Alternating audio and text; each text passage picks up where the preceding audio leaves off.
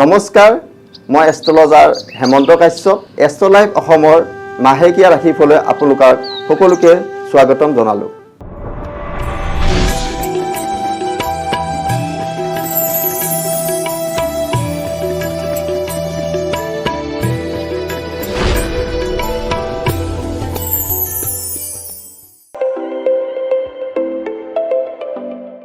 এইবাৰ আহিলোঁ মই সিংহ ৰাশিৰ যিসকলৰ হয়। মই প্ৰথমতে কৈছিলোঁ যে এইবাৰ 7টা ৰাশিৰ শুভ ফল আৰু 5টা ৰাশিৰ অশুভ ফল। এইবাৰ সিংহ ৰাশিৰ যিসকলৰ হয় তেওঁলোকৰ মাজত সিমান শুভ ফল প্ৰদান নকৰিব। যিহেতু আমি গম পাওঁ 1 জুন 11 জেঠ ৰাতিৰ ঘণ্টা 1:50 পাছত বৃহস্পতি কৰ্কট ৰাশিলৈ সঞ্চাৰ হ'ব আৰু বৃহস্পতি সঞ্চাৰ হোৱাৰ ফলত সিংহ ৰাশিৰ জাতক জাতিকাৰ মাজত সিমান শুভ ফল প্ৰদান নকৰিব। সিংহ ৰাশিৰ জাতক জাতিকাসকলৰ মাজত এই মাহত বাদ বিবাদ আহিব পাৰে, ধন টকা পইচা খৰচা হ'ব পাৰে, ভোগবিলাক হ'ব পাৰে, কিন্তু তাৰ মাজত মনটো অশান্তিও থাকিব পাৰে। শিক্ষাৰ্থীসকলৰ কাৰণেও মধ্যম ফল হ'ব আৰু ব্যৱসায়ীসকলৰ কাৰণে শুভ ফল নহ'ব, ধন টকা পইচা খৰচা হৈ থাকিব। আৰু যিসকল চাকৰিয়াল তেওঁলোকৰো মাজত সিমান শুভ ফল প্ৰদান নকৰিব।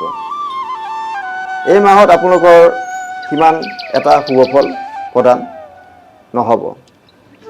আৰু যিসকলৰ সিংহ ৰাশিৰ জাতক জাতিকাৰ শনি দশা বা অন্তৰ্দশা চলি আছে, তেওঁলোকে 30 জেঠ দেওবাৰৰ দিনাখন 14 জুন দিনৰ সময় 12:20 পৰা পিছৰ দিনাখন ৰাতিপুৱা 8:24 গ্ৰহৰাজ শনিদেৱৰ জন্ম জয়ন্তী আছে।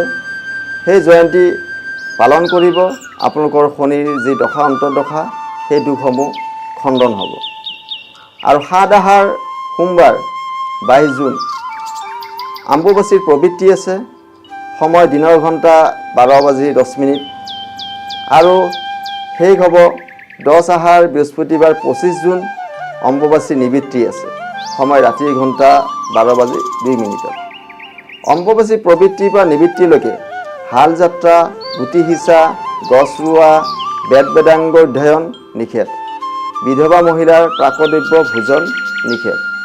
অম্বুবাচী প্ৰবৃত্তিৰ পৰা নিবৃত্তিলৈকে কাৰোবাৰ যদি সৰ্প ভয় আছে, কেঁচা গাখীৰ সেৱন কৰিব, সৰ্প ভয় দুখ নিবাৰণ হ'ব।